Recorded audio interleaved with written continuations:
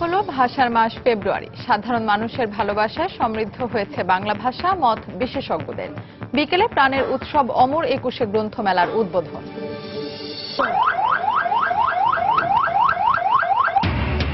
রাজধানীর পূর্ব দোলাইপাড়ে র্যাবের অভিযানে 4 জন আটক। একজন 90 জেএমবির আইটি শাখার প্রধান আশফাক। বিপুল পরিমাণ বোমা তৈরির সরঞ্জাম জব্দ। পদ্মা সেতুতে পুরোদমে চলছে পাইলিং এর কাজ। গতি এসেছে নদী শাসনেও। তদারকিতে যোগ দিচ্ছেন বিশ্বের বেশ কয়েকটি দেশের বিশেষজ্ঞ। রাজধানীর মতো চট্টগ্রামেও ফ্লাইওভারের কাজে ধীর গতি। যানজটে অতিষ্ঠ নগরবাসী। কাজ বাকি অর্ধেকের বেশি।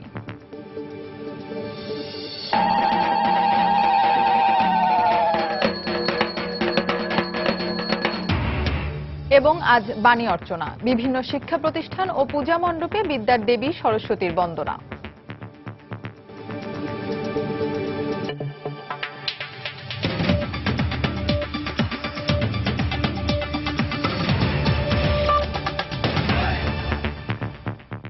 সময় সংবাদের সঙ্গে আছে আমি ফাহমিদা মৌটুসী। বলা হয়ে থাকে ভাষায় একটি জাতির অন্যতম স্বদেশ। বাঙালিকে সেই স্বদেশের জন্য রক্তও ঝরাতে হয়েছে। তবে 30 কোটি মানুষের এই ভাষার অনন্যতা এখানেই শেষ নয়। আবেগ, অনুভূতি এবং প্রকাশের তীব্র ক্ষমতা অন্য ভাষার তুলনায় বাংলা ভাষাকে আলাদা বৈশিষ্ট্য দিয়েছে। বিশেষজ্ঞরা বলছেন, ভাষিক সৌন্দর্যের পাশাপাশি বাংলা ভাষার প্রতি সাধারণ মানুষের ভালোবাসা প্রতিনিয়ত সমৃদ্ধ করছে বাংলা ভাষাকে। তরিকুল ইসলাম সৌরভের রিপোর্ট।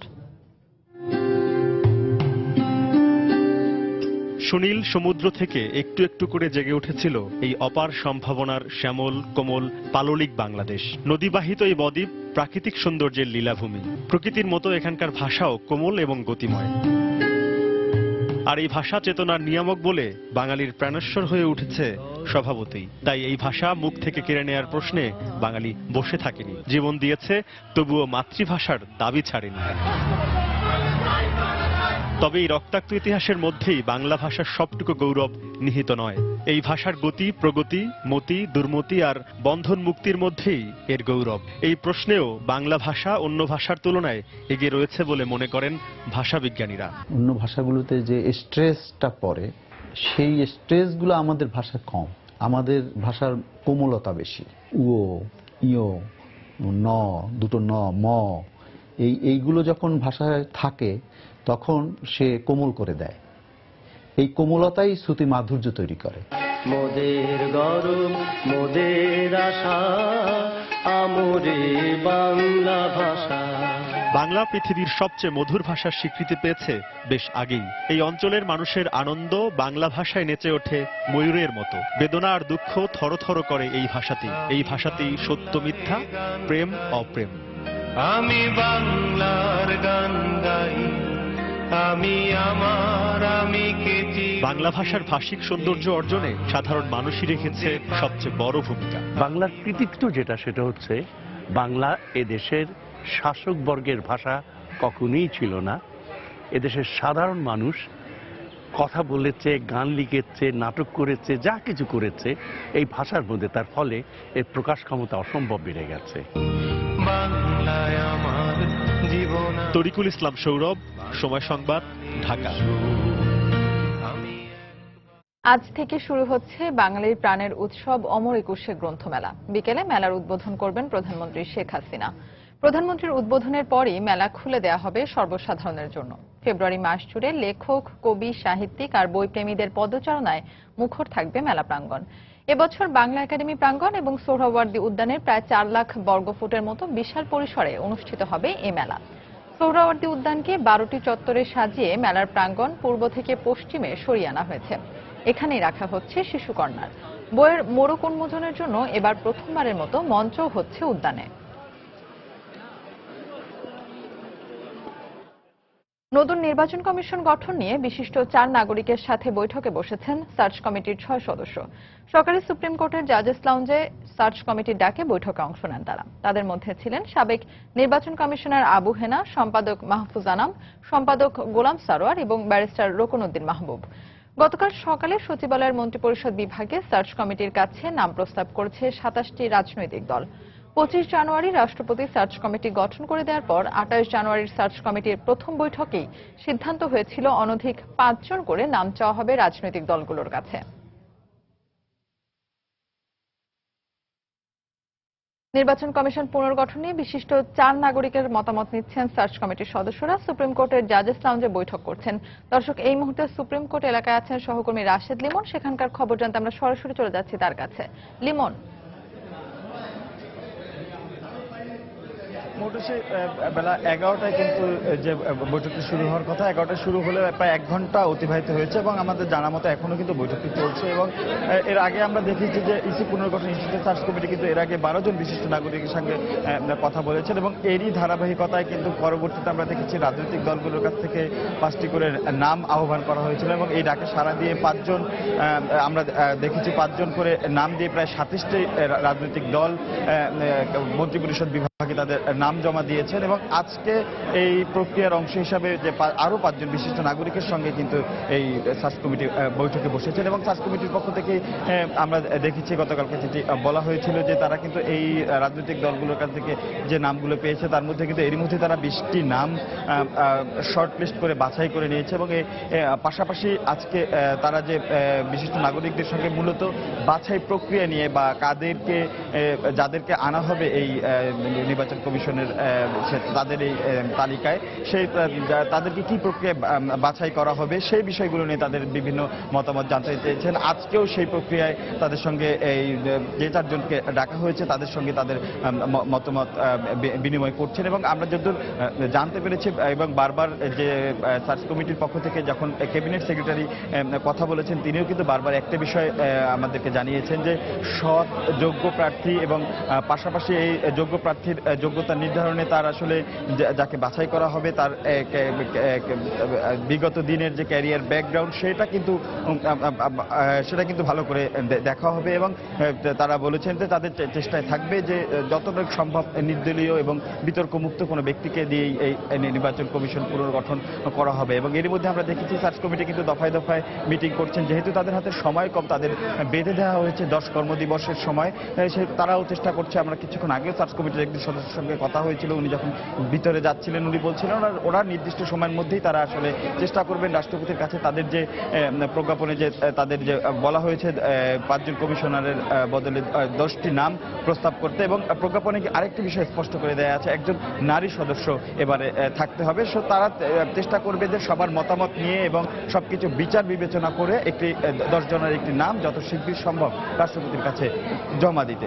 তো এখনো মিটিং চলছে, পরবর্তীতে হয়তো বা বৈঠক শেষ হলে আজকে কি আলোচনা হলো সে বিষয়ে আমরা জানতে পারবো। তো মোটামুটি এই ছিল এখনকার মতো আমার কাছ থেকে সব শেষ।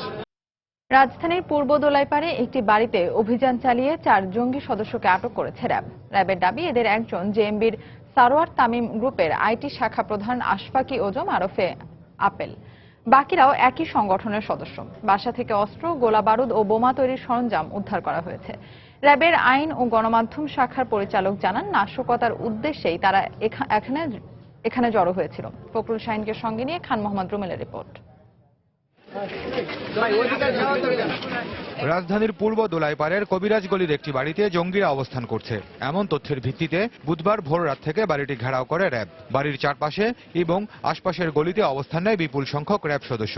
ঘেরাওয়ের 4 ঘন্টা পর শুরু হয় চূড়ান্ত অভিযান। তবে কোনো গোলাগুলি ও হতাহতের ঘটনা ছাড়াই আশফাক সহ 4 জঙ্গিকে আটক করে র্যাব। বাসায় তল্লাশি চালিয়ে উদ্ধার করা হয় অস্ত্র ও গোলা বারুদ। র্যাব জানায় আশফাকি আজম জেএমবির আইটি শাখা পরিচালনার পাশাপাশি আত-তাকিম নামে একটি ওয়েবসাইট চালাতো।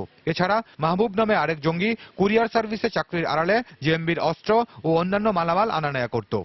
সিয়াম নামে একজনকে র্যাব আটক করেছিল গত বছরের জুলাই মাসে এবং সে আত্তামকিন একটা ওয়েবসাইট সে অ্যাডমিন ছিল এবং এই সিয়াম কিন্তু সেই সিয়ামের সঙ্গেই এই আশফাকি আজম সে কিন্তু একসঙ্গেই কাজ করত এবং সে একটি বেসরকারি বিশ্ববিদ্যালয় থেকে কম্পিউটার সায়েন্সে স্নাতক ডিগ্রি নিয়েছে এবং পরবর্তী বিভিন্ন জায়গায় কাজ করে এবং সে 2011 সাল থেকেই সে জেএমবির সঙ্গে সম্পৃক্ত ছিল।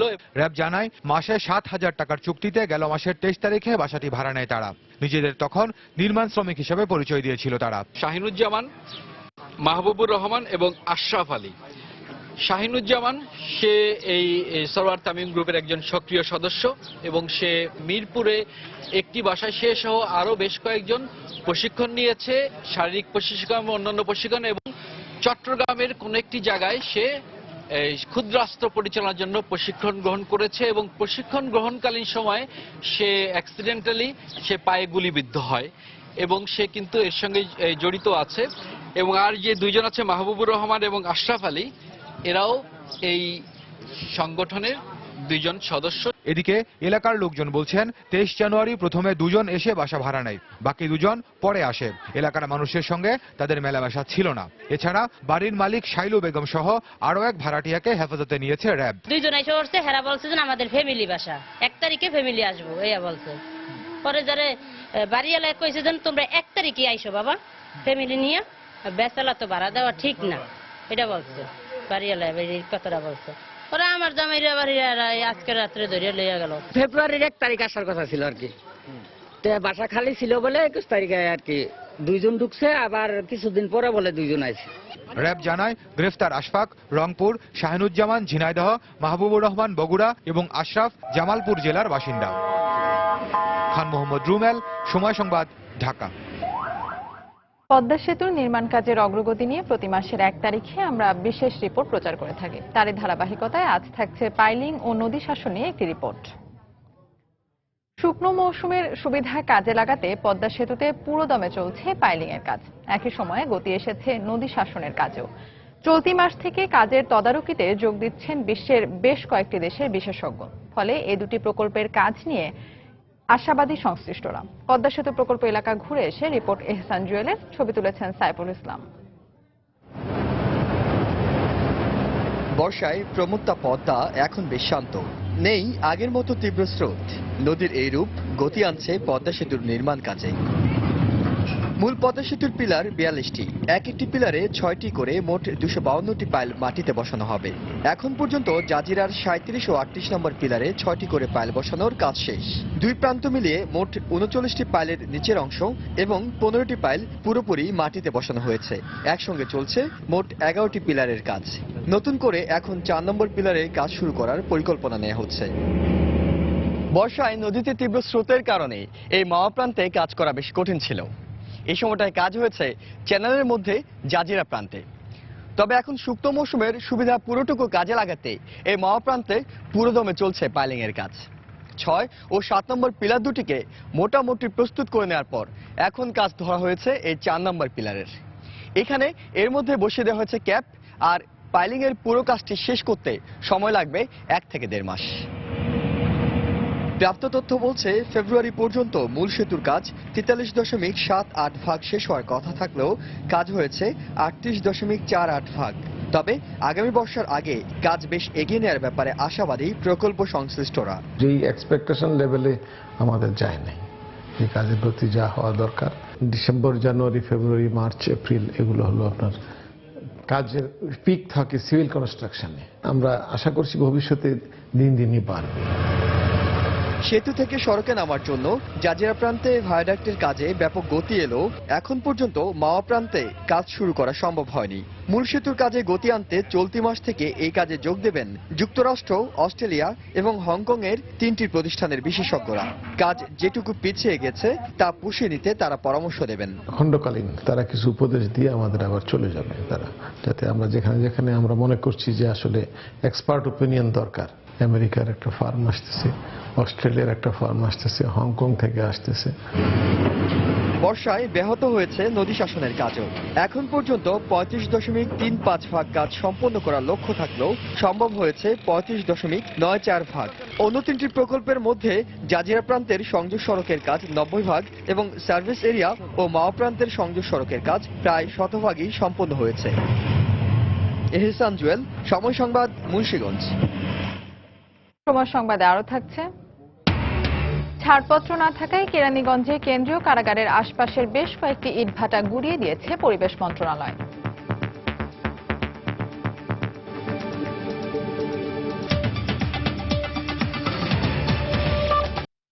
একে তো ফ্লাইওভারের পরিকল্পনাহীন নির্মাণ কাজ, তার সাথে কাজের ধীরগতি, আর দুয়ে মিলে সৃষ্ট যানজটে অতিষ্ঠ নগরবাসী। চট্টগ্রামের মুরাদপুর থেকে লালখান বাজার পর্যন্ত ফ্লাইওভারের নির্মাণ কাজের আর মাত্র 4 মাস বাকি থাকলেও বর্তমানে 60% কাজও শেষ হয়নি। ফলে গত 2.5 বছর ধরে যানজটে নগরবাসীকে চরম ভোগান্তি পোহাতে হচ্ছে। বিস্তারিত জানাচ্ছেন কমল দে। নগরীর বাইজিৎ এলাকার মেয়র গলি থেকে 16 2 নম্বর গেটের দূরত্ব 8 কিলোমিটার কম, কিন্তু যানজটের কবলে পড়ে সামান্য এই পথ অতিক্রম করতে যে কোনো যানবাহনকে 30 মিনিট থেকে 1 ঘন্টা পর্যন্ত অপেক্ষা করতে হয়। আর এই অসহনীয় যানজটের মূল কারণ নির্মাণাধীন ফ্লাইওভার। 2014 সালের নভেম্বর মাস থেকে শুরু হয় এই ফ্লাইওভারের নির্মাণ কাজ, কিন্তু নানা জটিলতার কারণে বারবার কাজের গতি স্বাভাবিকতা হারাচ্ছে। একটা টুকরা করার পর আবার আরেকটা টুকরা শুরু হয়ে যাবে, তার মানে সেখানেও আবার বগাস্তিটা লম্বা হবে এবং এটাকে আমি বলবো এই জায়গাটুকু হচ্ছে অপরিকল্পিত। ফ্লাইওভার নির্মাণে দুর্ঘটনা প্রতিরোধে দীর্ঘপথে দেওয়া হয়েছে টিনের প্রতিবন্ধকতা। প্রধান সড়ক হয়ে পড়েছে সংকীর্ণ।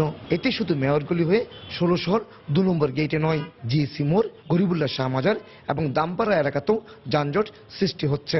ফ্লাইওভারে কাজ চলতেছে, কাজ দ্রুত কাজ হইতেছে না, অনেক যানজট আছি আমরা। স্কুলে বাচ্চাদের কষ্ট হয়, আমরা গাড়ি চালাই না, 2-3টা জাম লেগে থাকে। কেউ দিকে ঢুকেছে, কেউ দিকে ঢুকেছে, মানে এলোমেলো করে গাড়ি যার ইচ্ছা মতো সে চালাই। প্রধান সড়কের যানজট এড়াতে কিছু কিছু যানবাহন পার্শ্ববর্তী গলি উপগলি ব্যবহার করায় প্রবর্তক মোড়, গোলপাহাড়, মেহেদিবাগ এলাকাতেও যানজট সৃষ্টি হচ্ছে। ফ্লাইওভারের জন্য কোথাও যানজট হচ্ছে না। যানজট যেটা হচ্ছে এটা নর্মাল, কারণ রোড ক্যাপাসিটি বিল্ড আপ না হওয়ার কারণে গাড়ির সংখ্যা এমন বেড়ে গিয়েছে, যার কারণে যানজট সৃষ্টি হয়েছে। চলতি বছরের জুন মাসে 5.2 কিলোমিটার দীর্ঘ এই ফ্লাইওভারের নির্মাণ কাজ শেষ হওয়ার কথা রয়েছে। মুরাদপুর থেকে লালখান বাজার পর্যন্ত বিস্তৃত এই ফ্লাইওভারে 16 2 নম্বর গেটে 2টি, জিসি মোড়ে 2টি এবং ওয়াসার মোড় এলাকায় আরও একটি লুপ রাখা হবে। কমল দে, সময় সংবাদ, চট্টগ্রাম। আজ বাণী অর্চনা, বিদ্যার দেবী সরস্বতী পূজা। সনাতন ধর্মাবলম্বীদের মতে দেবী সরস্বতী সত্য, ন্যায় ও জ্ঞানালোকের প্রতীক, বিদ্যা, বাণী ও সুরের অধিষ্ঠাত্রী।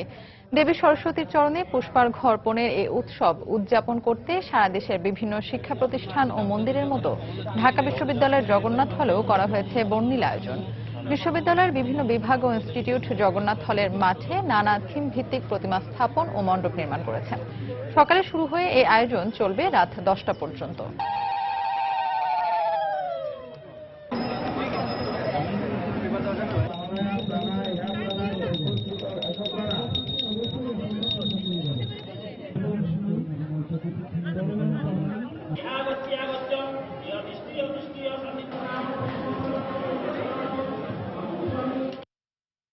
সরস্বতী পূজা উপলক্ষে দেশের বিভিন্ন শিক্ষা প্রতিষ্ঠান ও পূজা মণ্ডপে চলছে নানা আয়োজন। দর্শক, এই মুহূর্তে চট্টগ্রামের জেমসন হল প্রাঙ্গণে আছেন সহকর্মী পার্থপ্রতিম বিশ্বাস। পূজার খবর জানতে চলে যাচ্ছি তার কাছে। পার্থ,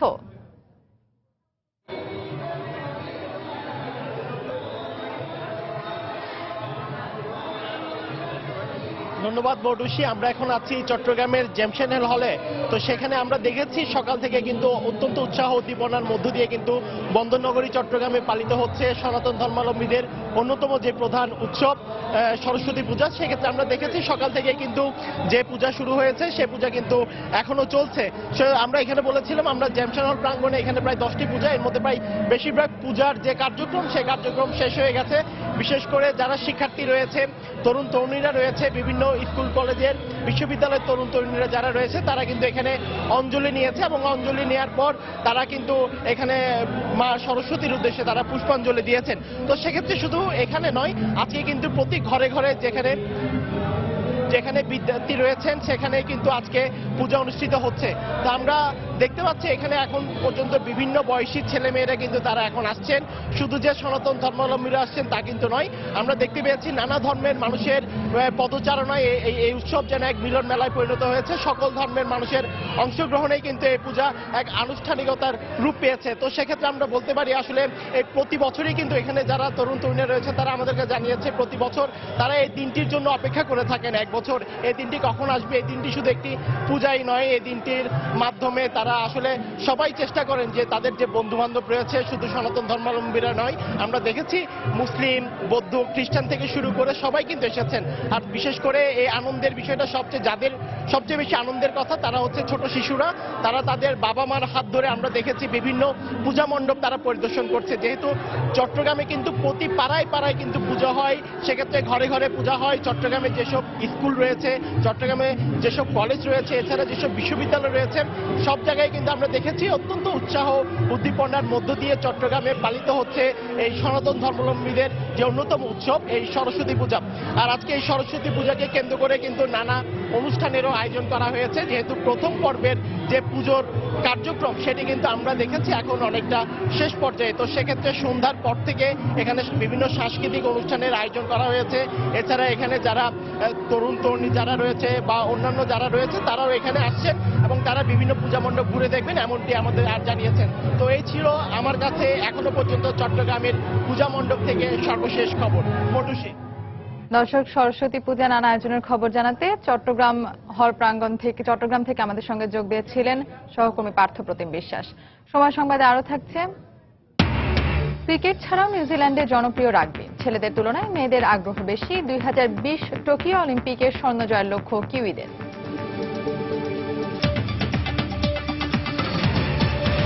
প্রান্তিক জনগোষ্ঠীর দ্বারে দ্বারে তথ্য পৌঁছে দিচ্ছে স্কুল কলেজ পড়ুয়া শিক্ষার্থীরা। তথ্য বিপ্লবের মধ্য দিয়ে সমাজকে বদলে দিতে চান তারা। এজন্য তারা বেছে নিয়েছেন কমিউনিটি রেডিও। তথ্য সেবা পাওয়ায় গাইবান্ধার প্রত্যন্ত অঞ্চলের মানুষের কাছে প্রতিদিন জনপ্রিয় হয়ে উঠছে এই মাধ্যমটি। হেদায়েতুল ইসলাম বাবুর প্রতিবেদন, ক্যামেরায় ছিলেন ওবায়দুল ইসলাম। আপনার কি এখনো মনে হয় যে আমাদের হচ্ছে দলিত সম্প্রদায়ের যে সমস্যাগুলো? ইতি ও জ্যোতি রবিদাস পরিবারের দুই বোন, জন্ম দলিত সম্প্রদায়ে। কিছুদিন আগেও বাড়ি ও শিক্ষা প্রতিষ্ঠানে সীমাবদ্ধ ছিল তাদের জীবন, কিন্তু এখনকার চিত্র ভিন্ন। কমিউনিটি রেডিওর কল্যাণে অবহেলিত সমাজের সুধা কণ্ঠ হয়ে তারা যেন গাইতে শুরু করেছে জীবনের জয়গান। স্কুল কলেজ পড়ুয়ারাও যুক্ত হচ্ছে তাদের দলে। শুধু যে আমি জনগণকে সচেতন করছি তা না, এই রেডিওর মাধ্যমে আমি নিজেকেও সচেতন করছি এবং নিজেও কিছু শিখতে পাচ্ছি। যে মানুষগুলোর কথা মানুষ অনেকেই জানে না, তাদের কথাগুলো আমি রেডিওর মাধ্যমে বা নিউজের মাধ্যমে আমি সবার কাছে পৌঁছে দিতে পারছি। ছোট হোক, আমরা একটা নির্দিষ্ট এলাকায় কাজ করি, কিন্তু তারপরও আমরা কিন্তু চেষ্টা করি পুরা গাইবান্ধাবাসীকে এই বিষয়টা জানায় দিতে। রেডিওটির স্বেচ্ছাসেবক কর্মীরা প্রতিনিয়ত মাঠে ঘাটে ছুটে বেড়ান, তুলে আনেন প্রান্তজনের সুখ দুঃখের গল্প। এরপর সংবাদ, নাটক সহ বিভিন্ন অনুষ্ঠানের মধ্য দিয়ে রেডিওর মাধ্যমে ছড়িয়ে দেন তারা। প্রান্তিক জনগোষ্ঠীর শ্রোতাদের মতে অন্ধকারে আলোকবর্তিকার মতো ভূমিকা রাখছে এই রেডিও। আমরা রেডিও সারা বেলা শুনি, আমি শুনি, আমার পরিবার শুনে। এখান থেকে আমরা বিভিন্ন খেলাধুলার সংবাদ শুনতে পাই। শুধু তাই নয়, পিছিয়ে পড়া এই জনপদের তরুণদের এগিয়ে নিতেও কাজ চলছে বলে জানালেন রেডিওটির কর্মকর্তারা। আর সাধারণের ঘরে তথ্য পৌঁছে দিতে রেডিওটি অগ্রণী ভূমিকা রাখছে বলে মনে করেন জেলা তথ্য কর্মকর্তা। রেডিও প্রোগ্রামের যে বিভিন্ন ফর্ম আছে, সবগুলো ফর্ম ব্যবহার করে তাদেরকে তথ্য দ্বারা সমৃদ্ধ করবার চেষ্টা করছে। বিশেষ করে তারা স্বাস্থ্য, শিক্ষা, কৃষি সম্পর্কিত, তারপর সামাজিক যেসব সমস্যা রয়েছে সেসব বিষয়ে সচেতনতা সৃষ্টি করার জন্য কমিউনিটি রেডিও খুবই গুরুত্বপূর্ণ ভূমিকা পালন করছে। 2016 সালের 14 এপ্রিল যাত্রা শুরু করে রেডিও সারাবেলা। রেডিওটিতে স্কুল কলেজ পড়ুয়া শতাধিক স্বেচ্ছাসেবক কাজ করছে। হেদায়েতুল ইসলাম বাবু, সময় সংবাদ, গাইবান্ধা। দর্শক, নির্বাচন কমিশন পুনর্গঠন নিয়ে 4 বিশিষ্ট নাগরিকের সঙ্গে সার্চ কমিটির বৈঠক শেষে ব্রিফিং চলছে। সরাসরি চলে যাচ্ছি সুপ্রিম কোর্টের জাজেস লাউঞ্জে। যারা নেতৃত্ব দেবেন তাদের দলনিরপেক্ষ হওয়া উচিত, তাদের বিবেকবান হওয়া উচিত, সাহসী হওয়া উচিত, প্রজ্ঞাবান হওয়া উচিত এবং তাদের পরিশ্রমী হওয়া দরকার। নির্বাচন কমিশনকে যদি আমরা কার্যকর করে তুলতে চাই, এফেক্টিভ যদি করে তুলতে চাই, নির্বাচন কমিশনকে যদি আমরা স্বাধীনভাবে দেখতে চাই, তাহলে আমাদের দরকার অত্যন্ত যোগ্য, দলনিরপেক্ষ, প্রজ্ঞাবান, বিবেকবান নির্বাচন কমিশনার, প্রধান নির্বাচন কমিশনার। এইটি আমাদের পরামর্শ সার্চ কমিটির কাছে। এটা দেশের স্বার্থের জন্যে এবং নির্বাচন কমিশনের উপরে যে দায়িত্ব অর্পিত রয়েছে, কনস্টিটিউশন যে দায়িত্ব দিয়েছে, এই দায়িত্ব সুষ্ঠুভাবে পালন করার জন্যে এমন ধরনের যোগ্য ব্যক্তিদের খুঁজে বের করা দরকার সার্চ কমিটির। এইটাই আমরা এই পরামর্শ আমরা দিয়েছি। তার কোনো নাম নিয়ে কি আলোচনা? না, কোনো নাম নিয়ে আলাপ হয়নি, কোনো নাম নিয়ে আলাপ হয়নি। নো নো না না। আচ্ছা, আমি কিছু বলি। না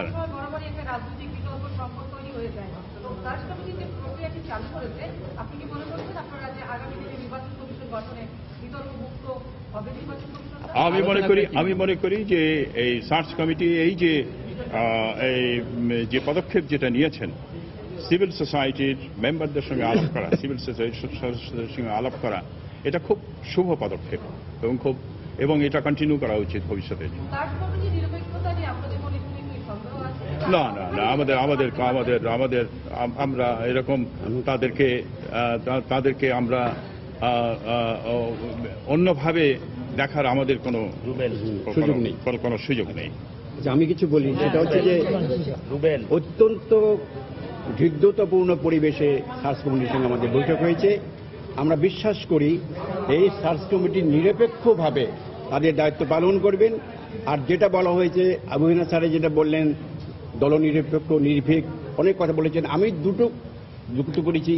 অসাম্প্রদায়িক এবং মুক্তিযুদ্ধের চেতনার সঙ্গে যার সামান্যতম বিরোধ আছে তাকে করা যাবে না, এটা আমরা জোর দিয়ে বলেছি।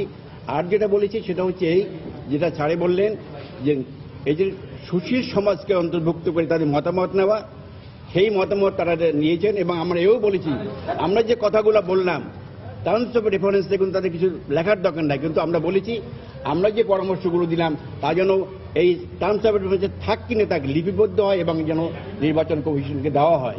আমরা মনে করি মহামান্য রাষ্ট্রপতি যে সার্চ কমিটি গঠন করেছেন, যোগ্য কমিটি করেছেন, আমরা এও মনে করি তারা যে 10টি নাম পাঠাবেন, যোগ্য নাম পাঠাবেন, আমরা এও মনে করি রাষ্ট্রপতি সেখান থেকে 5টি নাম দেবেন এবং সেটা তাদের উপর আমাদের আস্থা আছে। এই প্রথম সুশীল সমাজকে মূল্যায়ন করা হয়েছে, কিন্তু আমলাতান্ত্রিক কোনো ব্যবস্থা নয়। সুশীল সমাজের একটা বড় ভূমিকা আছে, গণমাধ্যমের একটা বড় ভূমিকা আছে, তারা স্বীকৃতি দিয়েছে, এই জন্য তাদের কাছে আমরা কৃতজ্ঞ। ধন্যবাদ। আচ্ছা, এক্ষেত্রে অতীতে তো আমাদের অভিজ্ঞতা ভালো নয়, এর আগেও সার্চ কমিটি হয়েছে, তারাও নাম প্রস্তাব করেছিল, কিন্তু পরবর্তীতে আমরা দুবার কমিশন দেখেছি। এবার আপনারা কি আশা করেন? সার্চ কমিটি দুবার হলো, এটা নিয়ে আমরা অনেকগুলো নাম আপনারা দেখেছেন পত্র পত্রিকায়, কিছু নাম নিয়ে আমরা কিছু বলবো না। এই দুটি বড় দলের এই তালিকার মধ্যে কিন্তু 2-1টি নাম মানে আছে, দুটো তালিকার মধ্যে আছে। আমরা মনে করি যে এখান থেকে যোগ্য লোক আছে, তারপরও যে নাম ছাপা হয়েছে এর বাইরেও কিন্তু সার্চ কমিটি ইচ্ছে করলে তারা নতুন নাম দিতে পারে, এমনকি রাষ্ট্রপতিও দিতে পারেন। আমরা চাইব এই যে এক্সারসাইজ শুরু হয়েছে এর মাধ্যমে বাংলাদেশে গণতন্ত্র সুরক্ষা হবে এবং এটা এই ধারা অব্যাহত থাকবে। আমরা সার্চ কমিটির উপর আমাদের পূর্ণ আস্থা আছে।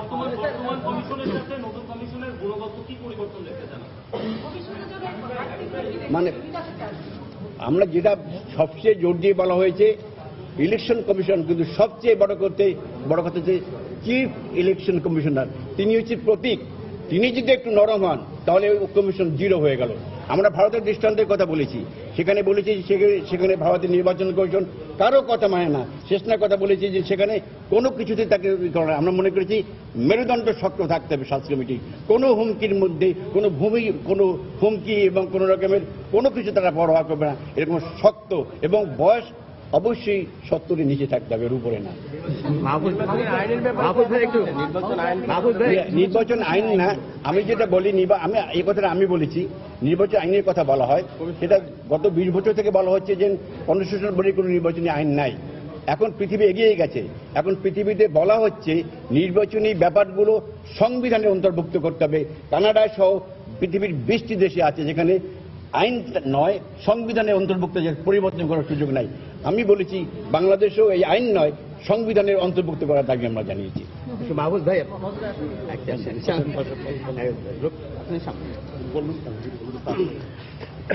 না, বিষয়গুলো গুরুত্ব দিয়েছেন। সব যেসব কথা এসছে ওগুলোর উপরে আমি একটা কথা বলেছি, সেটা হচ্ছে যে আমরা মনে করি যে ঐতিহাসিকভাবে এই ইলেকশন কমিশনের দায়িত্ব অনেক বড়, এবং যেহেতু আমাদের দেশের গণতান্ত্রিক ভবিষ্যৎ অনেক অংশেই নির্ভর করবে আগামীতে সুষ্ঠু এবং সুন্দর ফ্রি অ্যান্ড ফেয়ার ইলেকশনে, তো সেখানে আমি বলেছি যে ওনাদের রেকমেন্ডেশনের সঙ্গে সঙ্গে ওনাদের একটা ভিশন থাকা উচিত যে এই সার্চ কমিটি তার নিজেদের প্রজ্ঞার ভিত্তিতে ওনারা কতগুলো পরামর্শ আকারে আগামী নির্বাচন কমিশনকে দিয়ে যাবেন, এটা আমি বলেছি। একটা বিষয় যে কমিটি সিদ্ধান্ত নিয়েছে তারা যে সংক্ষিপ্ত তালিকাটা করবে এটা খোলে নাই করবে না, কিন্তু স্বচ্ছতার ক্ষেত্রে বা অনেক সিভিল সোসাইটি খোলে নাই কেন তো গাধা না শুনেন না না ডিবেট করার তো এখানে সুযোগ নেই। ওনাদের একটা দায়িত্ব দেওয়া হয়েছে, ওনারা নিজেদের বিচক্ষণতায় কিছু নাম ওনারা দেবেন রাষ্ট্রপতির কাছে, এবং সেই নাম সিলেকশনের জন্য ওনারা পলিটিক্যাল পার্টির কাছ থেকে নাম চেয়েছেন। সিভিল সোসাইটি আমরা কোনো নাম দেইনি, বাট ওনারা নিজেরাও এটা সম্বন্ধে সচেতন, কিন্তু ওনাদের নামের উপরে ডিবেট সেটা আমার মনে হয় যে প্রাসঙ্গিক এবং সমীচীন হবে না। তবে আপনারা যদি গতবারের দৃষ্টান্ত দেখেন, যখন সার্চ কমিটি নাম দিয়েছিল তখন কিন্তু এই আপনার ক্যাবিনেট ডিভিশন সেক্রেটারি উনি কিন্তু সঙ্গে সঙ্গে সেটা পাবলিক করে দিয়েছিলেন। আমার মনে হয় ওইটাই যথেষ্ট। এবারও আমরা আশা করব যে সার্চ কমিটির রেকমেন্ডেশনটা পাওয়ার সঙ্গে সঙ্গে গতবারের মতন এটাও পাবলিক করা। শেষ একটু যেটা হলো যে মানে আগের কথাই যে এর আগেও সার্চ কমিটি এরকম প্রস্তাব করেছিল, শেষ পর্যন্ত আসলে কতটা গ্রহণযোগ্য নির্বাচন কমিশন হবে বা আস্থা রাখা যাবে? না শুনেন, অভিজ্ঞতা ভালো না অতীত। না শুনেন, যেটা আমরা বলেছি যে আমরা কতগুলো প্রফেশনাল ক্রাইটেরিয়া এবং কতগুলো হিউম্যান ক্রাইটেরিয়া, অর্থাৎ উনি সৎ হবেন, উনি নিষ্ঠাবান হবেন, উনি সাহসী হবেন, উনি চাপে মাথা নত করবেন না। তো এই সব ভিত্তিতে তো ওনারা নমিনেশন মানে ওনারা তো সিলেক্ট করেন, কিন্তু আলটিমেটলি পারফরমেন্সে এটা তো একটা ব্যক্তির ব্যাপার। এখন উনি নির্বাচিত হওয়ার পরে পারফরমেন্সে গিয়ে উনি আমাদেরকে করলেন, নিরাশ করলেন, এটা তো এখন সার্চ কমিটির তো মানে অতটা ওটা তো পরে, কিন্তু তার আগেই যারা নিয়োগ পায় তাদের নিয়েও এক ধরনের বিতর্ক তৈরি হয়। ওনারা খুব সচেতন এই ব্যাপারে, আমরা যেটা আমার সম্পূর্ণ আস্থা আছে এই কমিটির উপরে, ওনারা খুবই সচেতন, এবং আমরা যেটুকু বুঝলাম যে ওনারা অত্যন্ত একনিষ্ঠভাবে একটা সর্বশ্রেষ্ঠ রেকমেন্ডেশন দেবেন, এটা আমি বিশ্বাস করি।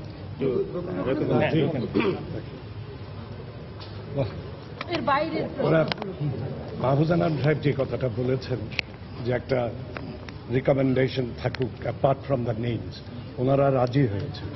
ওনারা ওনাদের রিপোর্টে নাম সাজেস্ট করার আগে একটা ভূমিকা রাখবেন। সেই ভূমিকাতে এটা বলবে যে ওনারা ওনাদের দায়িত্ব পরিপালনের জন্য সিভিল সোসাইটির লিডার্সদের কাছে মত বিনিময় করেছেন, এবং সেই মত বিনিময়ের সময়ে ক্রাইটেরিয়ান্সগুলো এই দিক আলোকপাত করা হয়েছে বিভিন্ন ব্যক্তিবর্গ, এবং এগুলো ওনারা কনসিডারেশনে নিয়ে এইগুলা করেছেন।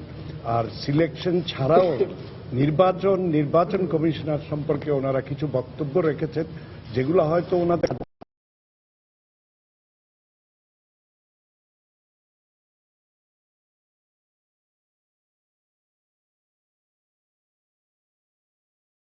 ওনারা বলেছেন, এবং উই অলসো এগ্রি। আমরা আপনারা মিলে আমাদের ক্রাইটেরিয়ান মতো ওনারা কিছু লোক সিলেক্ট করলো, ক্রাইটেরিয়ান ফুলফিল করলো, কিন্তু সেই ব্যক্তি ওই পদে অধিষ্ঠিত হওয়ার পর যদি ফেইলস আওয়ার এক্সপেকটেশন, ফেইলস দেয়ার এক্সপেকটেশন, সেটার জন্য তো ওনাদেরকে দোষারোপ করা চলবে না। যেটা হয়তো অনেকে আপনাদের মনে প্রশ্ন থাকতে পারে, সার্চ কমিটি গতবারও সিলেক্ট করেছিল কিন্তু এরকম হলো কেন।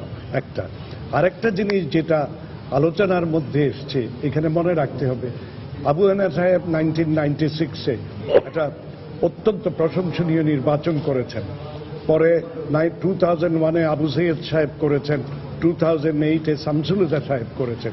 এই নির্বাচনগুলো কিন্তু দৃষ্টান্তমূলক নির্বাচন বাংলাদেশ। কিন্তু আগামী নির্বাচনে যে ইলেকশন কমিশন ইলেকশন পরিচালনা করবে, তাদের সাথে এদের একটা তফাৎ থাকবে। ওনারা করেছিল কেয়ারটেকার গভর্নমেন্টের আন্ডারে, যেই গভর্নমেন্ট কোন রকম ইন্টারফেয়ারেন্স করে নাই, এবং ইলেকশনে ওনাদের কোনো স্টেকও ছিল, ওনাদের ফ্রি হ্যান্ড ছিল। সেটা one of the reasons for their success. আর এবার যে নির্বাচনটা হবে, যেই নির্বাচন কমিশন, সেখানে কিন্তু রাজনৈতিক সরকার থাকবে। তাদের যেই একটা চ্যালেঞ্জ থাকবে, সেই চ্যালেঞ্জটা আগের মধ্যে ছিল না, একটা বাড়তি চ্যালেঞ্জ। এখানে হয়তো পলিটিক্যাল ইন্টারফেয়ারেন্স থাকতে পারে, সেটা আমরা জানি না, থাকলে সেইটাকে উইথস্ট্যান্ড করা, সেটাকে পাশ কাটিয়ে যাওয়া, গুরুত্ব নেওয়া আনা, এটা একটা বিরাট জিনিস। এই চ্যালেঞ্জটার মধ্যে এদেরকে একটা সুষ্ঠু নির্বাচন করতে হবে। This is the difference. আইন করার একটা বিষয় নিয়ে সবাই বলছিল, হ্যাঁ এই বিষয়টা কি হ্যাঁ সেটা শুনেন, আইনের ব্যাপারে তো অনেক ফিল্ডে আইনের প্রয়োজন। যেমন ইলেকশন কমিশনার হতে হলে কোয়ালিফিকেশন ডিসকোয়ালিফিকেশন কি থাকবে না থাকবে এইগুলো আছে। আরেকটা আছে যে এই যে আজকে ওনারা রিকমেন্ডেশন করলো এবং আমরা ধরেই নিচ্ছি ওনারা যে দুটো নাম দেবেন তার বাইরে আর প্রধানমন্ত্রী প্রেসিডেন্ট যাবেন না, এটা তো আমাদের এক্সপেকটেশন।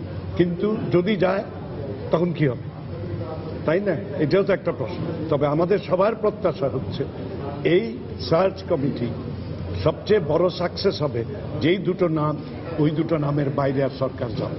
তার পরিবেশ অধিদপ্তরের ছাড়পত্র না থাকায় কেরানীগঞ্জে কয়েকটি ইটভাটা ভেঙে দিয়েছেন বন ও পরিবেশ মন্ত্রণালয়। সকালে বন ও পরিবেশ উপমন্ত্রী আব্দুল্লাহ আল ইসলাম জাকব এ অভিযান পরিচালনা করেন। এ সময় উপমন্ত্রী জানান, ইটভাটার মালিকদের কয়েকবার নোটিশ দেওয়ার পরও তারা কোনো ধরনের ব্যবস্থা নেয়নি, তাই এগুলো ভেঙে দেওয়া হচ্ছে। তিনি আরো জানান, কেরানীগঞ্জে কেন্দ্রীয় কারাগারের এলাকা হলো কেপিআই জোন। এর 1 কিলোমিটারের মধ্যে এসব ইটভাটা হয়, এগুলো সম্পূর্ণ অবৈধ এবং তাদের পরিবেশ অধিদপ্তরের কোনো ছাড়পত্র নেই, সেজন্যই এসব ভেঙে দেওয়া হচ্ছে। খেলার খবর। সবকিছু ঠিক থাকলে আজ ঘোষণা করা হবে ভারতের বিপক্ষে প্রতীক্ষিত টেস্টের জন্য বাংলাদেশের চূড়ান্ত দল। তবে শতভাগ ফিট না হয়ে ওঠায় ভারত সফরে দলে নাও থাকতে পারেন কাটার মাস্টার মুস্তাফিজুর রহমান। মার্চে শ্রীলঙ্কা সফর মাথায় রেখে মুস্তাফিজকে বিশ্রামে দেওয়ার পরিকল্পনা আছে বিসিবির। ইনজুরি থেকে অধিনায়ক মুশফিকুর রহিম ফিট হয়ে উঠলেও টেস্ট দলের অন্য দুই নিয়মিত মুখ ইমরুল কায়েস আর মুমিনুল হককে নিয়ে শঙ্কা রয়েছে। শেষ পর্যন্ত তাদের না পাওয়া গেলে বিকল্প ঠিক করে রেখেছেন নির্বাচকরা। ওপেনার ইমরুলের জায়গায় বিসিএলে দুর্দান্ত ডাবল সেঞ্চুরি হাঁকানো লিটন দাসকে নেওয়া হতে পারে তার জায়গায়। পেস অ্যাটাকে খুব একটা পরিবর্তন আসবে না। স্পিড স্টার তাসকিন আহমেদ, কামরুল ইসলাম রাব্বি, শুভাশিস রায় ও রুবেল হোসেনে আস্থা নির্বাচকদের। ছুটি কাটিয়ে দেশে ফিরেছেন পুরো কোচিং স্টাফ। জানা গেছে নিউজিল্যান্ড সফরের স্কোয়াডের দল রাখার পক্ষে টিম ম্যানেজমেন্ট। খুব একটা পরিবর্তন আসবে না বলে আভাস মিলেছে।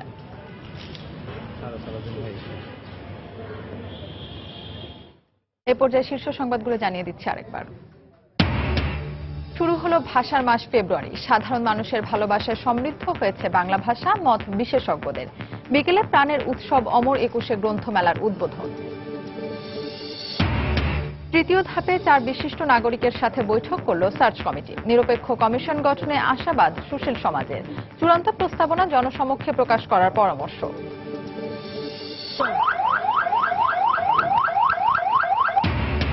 রাজধানীর পূর্ব দোলাইপাড়ে র্যাবের অভিযানে 4 জন আটক। একজন 90 জেএমবির আইটি শাখার প্রধান আশফাক। বিপুল পরিমাণ বোমা তৈরির সরঞ্জাম জব্দ। পদ্মা সেতুতে পুরোদমে চলছে পাইলিং এর কাজ। গতি এসেছে নদী শাসনেও। তদারকিতে যোগ দিচ্ছেন বিশ্বের বেশ কয়েকটি দেশের বিশেষজ্ঞ।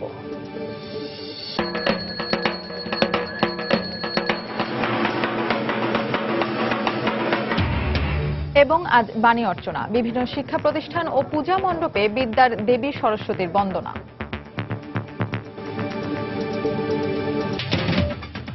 এই ছিল এখনকার মতো। যে কোনো খবর পেতে ভিজিট করুন সময়নিউজ.টিভি। যে কোনো বাংলা লিংক রবি নম্বর থেকে সময় সংবাদের খবর অনুষ্ঠান সম্পর্কে জানতে এবং যে কোনো তথ্য সময় সংবাদকে জানাতে ডায়াল করুন 16242 নম্বরে। এছাড়া এইমাত্র পাওয়া খবর মোবাইলে পেতে SMS করুন *BN লিখে পাঠিয়ে দিন 16242 নম্বরে। সঙ্গে থাকুন সময়।